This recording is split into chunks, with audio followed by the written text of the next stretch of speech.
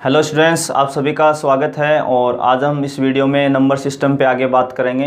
पीछे वाले वीडियो में हमने पढ़ा था रेशनल नंबर और इररेशनल नंबर्स, प्रीमेय संख्याएं और अप्रीमेय संख्याएं। उन पे हमने बात की थी, पाई पे बात की थी, 22/7 पे बात की थी, क्यों इनको 3.14 तक लेते हैं। काफ़ी चीज़ों पे हमने डिस्कशन किया था।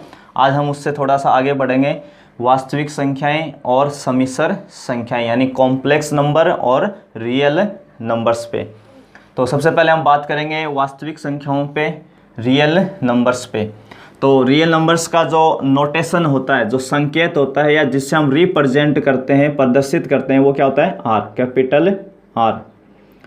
तो अगर हम rational number union irrational numbers, यानी जितने सारे रेशनल नंबर्स हैं वो और जितने इररेशनल नंबर्स हैं, दोनों नंबर्स का जो सेट है, समुच्चय है, या दोनों जितने भी नंबर्स हैं उनको एक जगह मिला लें, दोनों को एक जगह कंबाइंड कर दें, तो हमारे पास कौन से नंबर्स आ जाएंगे? रियल नंबर से आ जाएंगे। कौन से नंबर आएंगे? Real numbers. रेशनल और इररेशनल यूनियन का मतलब होता है सम्मिलन, मिलाना, संगठन। यूनियन का संगठन, सम्मिलन, मिलाना। तो रेशनल और इररेशनल को अगर हम एक जगह मिलाते हैं तो हमें क्या मिलते हैं? Real numbers. ठीक है। दूसरा मैं ये भी बता दूं, जितने भी नेचुरल नंबर थे वो सारे होल नंबर में शामिल थे। होल नंबर्स जो थे वो इंटीजर में थे और सारे इंटीजर से क्या बने थे? Rational number. तो ये एक दूसरे से कनेक्ट हैं, पर जो इररेशनल नंबर है वो अलग ही सेट है। तो यानी प्राकृत संख्याएं पूर्ण में मिली हुई हैं, पूर्ण पूर्णांक में, पूर्णांक परिमेय के अंदर हैं सभी, परंतु अप्रिमेय संख्याएं अलग हैं। तो प्रीमेय और अप्रीमेय को अगर हम एक जगह मिलाते हैं तो हमें क्या मिलते हैं? रियल नंबर्स मिलते हैं। तो रियल नंबर्स में सारे आ गए आपके, पॉजिटिव आ गए, नेगेटिव आ गए, जीरो आ गया, 1/2, डेसिमल, जो भी आप सोच सकते हैं वो सारे नंबर्स इसके अंदर हैं, केवल कॉम्प्लेक्स को छोड़ के। उस पर भी हम बात करेंगे अभी। इनको हमेशा एक नंबर लाइन पे शो करते हैं। किस पे शो किया जाता है? नंबर से लाइन पे। तो इसको रियल लाइन भी कहते हैं, वास्तविक रेखा भी कहते हैं। तो यहाँ बीच में क्या होता है? जीरो। इधर जीरो के इधर बड़े लोग मिलते हैं। बड़े लोग का मतलब प्लस वाली वैल्यूज 1, 2, 3। और इधर कौन मिलेंगे? छोटे वाले, -1, -2, -3। और इधर माइनस इनफाइनाइट और इधर प्लस इनफाइनाइट तक। माइनस अनंत से प्लस अनंत के बीच में, माइनस अनंत से प्लस अनंत के बीच में बोल रहा हूं मैं, माइनस अनंत और प्लस अनंत शामिल नहीं होते हैं। इनके बीच के जितने भी नंबर हैं, क्योंकि अनंत तक तो पहुंचना ही पॉसिबल नहीं है, ये किसी को नहीं पता, पर इससे जो पहला नंबर है वो शामिल होगा। अनंत तो हम पहुंच ही नहीं सकते। तो इनके बीच के जितने भी नंबर्स हैं वो सारे रियल नंबर्स हैं। और इसको नंबर लाइन पे इसलिए शो किया जाता है क्योंकि मान लीजिए आपके पास नेचुरल में तो क्या था? पहले 1 था और 1 के बाद में डायरेक्ट क्या था? 2। परंतु रियल में तो 1.1 भी है, रियल में 1.5 भी है। तो आपको कोई कहे कि वो कहाँ है, तो वो 1 और 2 के बीच में होगा। 1.5 यहाँ होगा भी। इसलिए जितने भी डेसिमल नंबर्स हैं या 1, 2 के बीच में जितने नंबर्स हैं वो सारे हम कहाँ दिखा सकते हैं? लाइन के ऊपर। अगर साइड में लिखेंगे तो एक के बाद सीधा 2 पे जंप कर जाएंगे, तो बीच के नंबर्स नहीं लिख पाएंगे। इसलिए नंबर लाइन पे इनको शो, या इंटरवल में। रियल नंबर को 2 ही तरीके से बताया जाता है, या तो आप अंतराल में लिखें या नंबर लाइन्स पे। तो 1.5, 1.6, तो 2 नंबर्स के बीच में हम कितने नंबर्स ले सकते हैं? इनफाइनाइट नंबर्स ले सकते हैं। इनफाइनाइट नंबर्स आप 2 नंबर के बीच में सोच सकते हैं, किन्हीं भी 2 नंबर्स के बीच में। तो इनको एक तो नंबर लाइन पे शो किया जाता है, दूसरा अंतराल के रूप में इसको कैसे लिखते हैं? आर बराबर माइनस इनफाइनाइट से प्लस इनफाइनाइट। ठीक है। इसमें आप ये ध्यान रखेंगे कि जो ये ब्रैकेट लगा है ये छोटे वाला लगे। अनंत की तरफ कभी भी कहीं भी अनंत लिखें, और अगर आप ब्रैकेट का यूज कर रहे हैं तो उसकी तरफ बड़ा ब्रैकेट ना काम में लें, क्योंकि बड़े ब्रैकेट में कॉर्नर वाले पॉइंट भी शामिल होते हैं। तो इन्फिनिटी शामिल हो जाएगा, जबकि अनंत तक कोई नहीं पहुंच पाया है। इसलिए अनंत जहाँ भी लिखें उसकी तरफ ब्रैकेट हमेशा छोटा लगाएं, कहीं भी लिखें, या विशेष ध्यान रखें। इसी में आपको कोई कहे कि आर प्लस, यानी जितनी भी धनात्मक संख्याएं होती हैं इनका मतलब भी समझ लें कि आर प्लस का मतलब क्या होता है, यानी पॉजिटिव रियल नंबर्स, धनात्मक संख्याएं।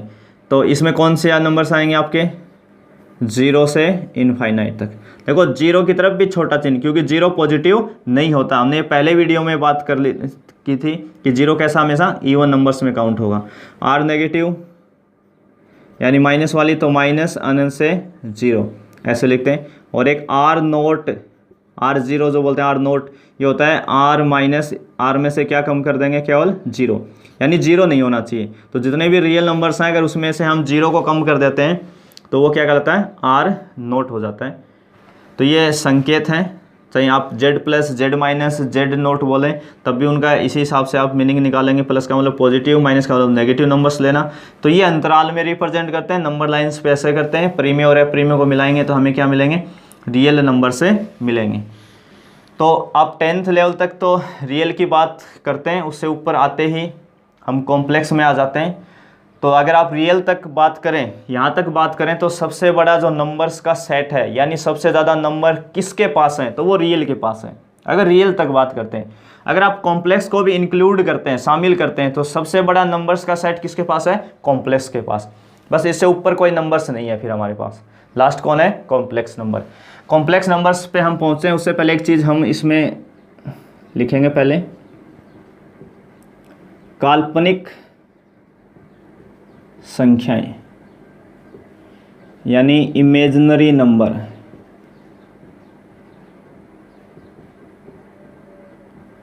तो हमने कई बार ये चीज़ें ऐसे की हैं, जैसे हम -2 का स्क्वायर करते हैं, -2 का स्क्वायर करते हैं कितना आता है, +4। -3 का अगर स्क्वायर करते हैं तो कितना आता है, +9। यानी हम किसी भी नेगेटिव नंबर का स्क्वायर करते हैं तो हमें क्या मिलता है, पॉजिटिव। ठीक है, अगर नंबर जब तक रियल है और आप कभी भी उसका स्क्वायर करते हैं तो हमेशा क्या मिलेगा, प्लस मिलेगा। परंतु दुनिया में ऐसे नंबर भी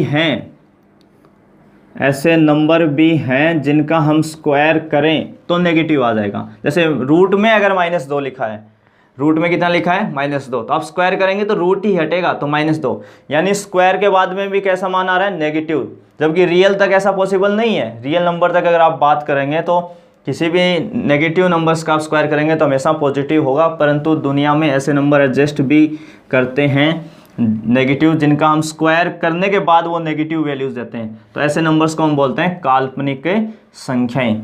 क्या बोलते हैं, काल्पनिक संख्याएं। मान लीजिए आपके पास x² + 1 = कितना है, 0। तो x² बराबर कितना आ जाएगा, -1। अब x² हमेशा कैसा है, पॉजिटिव, और -1 क्या है, नेगेटिव। एक पॉजिटिव के बराबर नेगेटिव पॉसिबल नहीं है। हम नहीं लिख सकते x² बराबर -1 अगर आप रियल तक की बात करते हैं, क्योंकि एक पॉजिटिव के बराबर नेगेटिव कभी भी नहीं होता है। तो ये क्या है, कल्पनाओं में है ऐसा। किसी भी हमने √-2 का जो स्क्वायर किया तो क्या है, -2। ऐसा रियल में नहीं है, रियल में कभी नहीं होता ऐसा, कल्पनाओं में, इमेजिनेशन में। लोगों ने ऐसा इमेजिनेशन किया, कल्पनाओं में उन्होंने माना कि हम किसी भी ऐसे नंबर्स का स्क्वायर करें अगर वो नेगेटिव आता है तो वो रियल में तो होता ही नहीं है, तो वो कल्पनाओं में है, केवल सोचा लोगों ने ऐसा। और इसी से इन्होंने x² बराबर क्या लिखा, +- x बराबर कितना आ जाएगा, +-√-1। और इसी √-1 को क्या नाम दिया उन्होंने, आयोटा। क्या दिया, आयोटा। तो इमेजिनरी यानी काल्पनिक नंबर्स कौन से हैं, ऐसे नंबर जिनका हम स्क्वायर करें और स्क्वायर के बाद भी कैसा दें, वो नेगेटिव आंसर हमें दें, नेगेटिव वैल्यूज अगर हमें दें तो हम उनको क्या बोलेंगे, इमेजिनरी नंबर यानी काल्पनिक संख्याएं। क्योंकि ऐसे नंबर्स रियल में तो पॉसिबल है ही नहीं, केवल इमेजिनेशन में, कल्पनाओं में लोगों ने माना कि ऐसा पॉसिबल है। तो रियल नंबर और इमेजिनरी नंबर यानी वास्तविक संख्याएं और काल्पनिक संख्याएं दोनों मिलके कॉम्प्लेक्स नंबर्स बनाते हैं, समिश्र संख्याएं बनाती है। कौन से नंबर, कॉम्प्लेक्स। कॉम्प्लेक्स का मतलब ही है दो चीज़ों का जुड़ना, दो चीज़ों का मिलना। ठीक है ना। तो हम कौन कौन से नंबर जोड़ रहे हैं, एक तो रियल और एक कॉम्प्लेक्स, दोनों को मिला के। तो इसका नोटेशन जेड लेते हैं और जेड बराबर क्या लिखते हैं, a + iota b, a + iota b। Iota कितना होता है, आयोटा की वैल्यू कितनी होती है, रूट में -1। ठीक है ना। तो ये दोनों ए बी कैसे नंबर्स हैं, A B belongs to R. A और बी हमेशा कैसे नंबर्स होंगे, रियल नंबर्स होंगे। परंतु यहाँ जेड का यानी जेड क्या है, एक समिश्र संख्या। तो एक वास्तविक और एक काल्पनिक, दोनों संख्याओं को अगर हम मिला दें तो हमें क्या मिलेगा, कॉम्प्लेक्स नंबर मिलेगा। तो ए और बी वैसे रियल नंबर्स हैं, ए इसका वास्तविक भाग कहलाता है, रियल पार्ट, और आयोटा बी वाला जो है वो इमेजिनरी पार्ट कहलाता है, काल्पनिक भाग। तो नंबर्स में सबसे बड़ा जो सेट है सभी नंबर्स में वो है कॉम्प्लेक्स का।